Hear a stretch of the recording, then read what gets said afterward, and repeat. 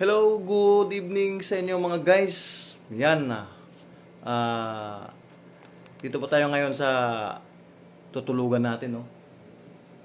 Sa kwarto po natin ngayon. So guys, may i-share lang po sana ako sa inyo. At sa hindi pa po nakapag-follow sa ating Facebook page sa JLH, yan, please follow na po sa mga wala pa po nakapag-follow o nakapag-subscribe sa YouTube channel ng JLH Group or sa TikTok. Yan. Please follow na po. Anyway, may ano lang po, may share lang po ako sa inyong story. Kasi may nagtatanong po sa sa private messenger ko na yung gitara ko daw maganda daw yung tunog. Ito siguro yung binabanggit ng gitara. Wait lang po.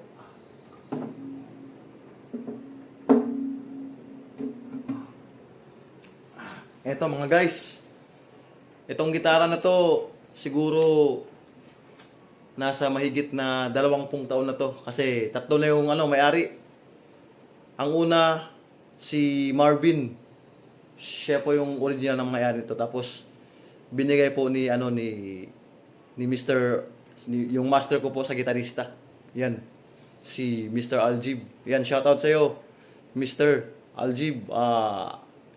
Master, ang pinaka-master namin. Yan. Tapos ako po yung pangatlong pamayari.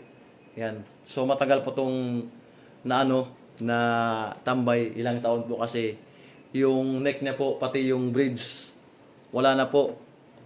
Nadamage, nasira na po, pati yung adjuster, pinalitan ko na po yung adjuster nito. Tapos, bali, po siya,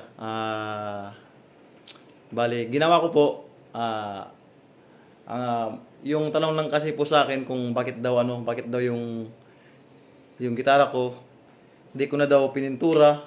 Tapos pag pag gamitin, parang malapot daw talaga yung tunog. Tapos yun na nga. Kasi ginawa ko po, gustuhin ko man po siya ibago. Kaso lang naisip ko po share ko lang po sa mga gumagamit ng acoustic guitar. Yan. Naisip ko po siguro pag i-renovate, ayusin ko po pag i-renovate ko po to siya. Yan, nabubululan na po ako. Siguro mababago po yung tunog, no? Kasi dahil sa pintura, dahil po sa siguro. Kasi may na-experience po ako ganong gitara. Yung gitara kong Rockstar po yung brand nun. Ito po is global to. Yan. Nabago po yung boses nung after na-renovate ko siya.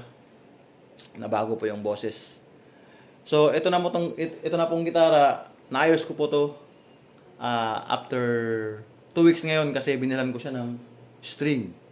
Tapos wala po siyang neck. Ginawa ko pong neck na to is kumuha po ako ng handle ng toothbrush. Yan.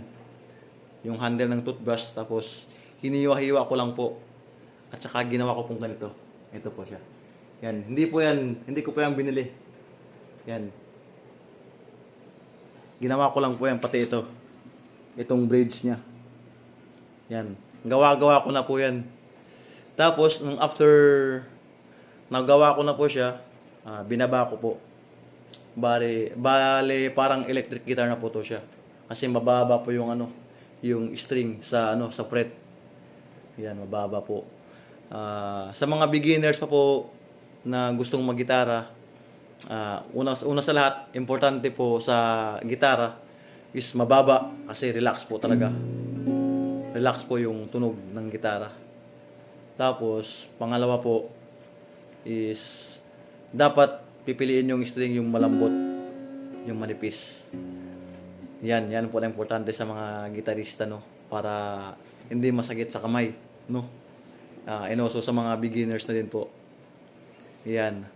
So, sa nagtatanong po, yan. Gumawa po ako ng video para sa'yo. Ayan. Kaya ko po to hindi binago. Yun po ang suggest niya sa akin, bakit ko daw hindi binago, hindi ko ni-renovate, hindi ko daw inayos. Bale, anyway, ito nga po, nakalimutan ko. Ito. Yung adjuster po niya is, binili ko po yan Shopee. Lang po yan, 65 lang po yan. Murang-mura lang po, ordinary lang po yan. sumabay po yan sa string. Yan. So, hanggang na lang po. Yan. Maraming salamat. Bye-bye.